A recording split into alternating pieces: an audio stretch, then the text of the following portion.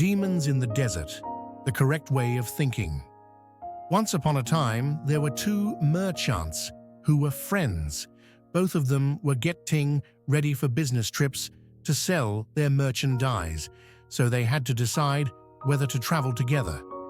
They agreed that since each had about 500 carts, and they were going to the same place along the same road, it would be too crowded to go at the same time.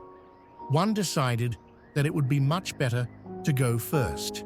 He thought, the road will not be rutted by the carts. The bullocks will be able to choose the best of all the grass. We will find the best fruits and vegetables to eat. My people will appreciate my leadership, and in the end, I will be able to bargain for the best prices. The other merchant considered carefully and realized there were advantages to going sec-nod. He thought, my friend's carts will level the ground, so we won't have to do any road work. His bullocks will eat the old rough grass and new ten. The shoots will spring up for mine to eat. In the same way, they will pick the old fruits and vegetables tables, and fresh ones will grow for us to enjoy. I won't have to waste my time bargaining when I can take the price already set and make my profit. So, he agreed to let his friend go first. This friend was sure he'd fooled him and gotten the best of him, so he set out first on the journey. The merchant who went first had a trouble some time of it. They came to a wilderness called the waterless desert, which the local people said was haunted by demons. When the caravan reached the middle of it, they met a large group coming from the opposite direction. They had carts that were mud-smeared and dripping with water. They had lotuses and water lilies in their hands and in the carts. The headman, who had a know-it-all attitude, said to the merchant, "Why are you carrying these heavy loads of water?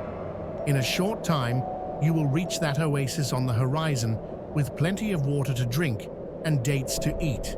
Your bullocks are tired from pulling those heavy carts filled with extra water, so throw away the water and be kind to your overworked animals." Even though the local people had warned them, the merchant did not realize that these were not real people, but demons in disguise. They were even in danger of being eaten by them. Being confident that they were helpful people, he followed their advice and had all his water emptied onto the ground. As they continued on their way, they found no oasis or any water at all. Some realized they'd been fooled by beings that might have been demons and started to grumble and accuse the merchant. At the end of the day, all the people were tired out. The bullocks were too weak from lack of water to pull their heavy carts. All the people and animals lay down in a haphazard manner and fell into a deep sleep. Lo and behold, during the night, the demons came in their true frightening forms and gobbled up all the weak, defenseless beings. When they were done, there were only bones lying scattered around. Not one human or animal was left alive. After several months, the second merchant began his journey along the same way. When he arrived at the wilderness, he assembled all his people and advised them, "This is called the waterless desert, and I have heard that it is haunted by demons and ghosts. Therefore, we should be careful. Since there may be poison plants and foul water, don't drink any local water without asking me."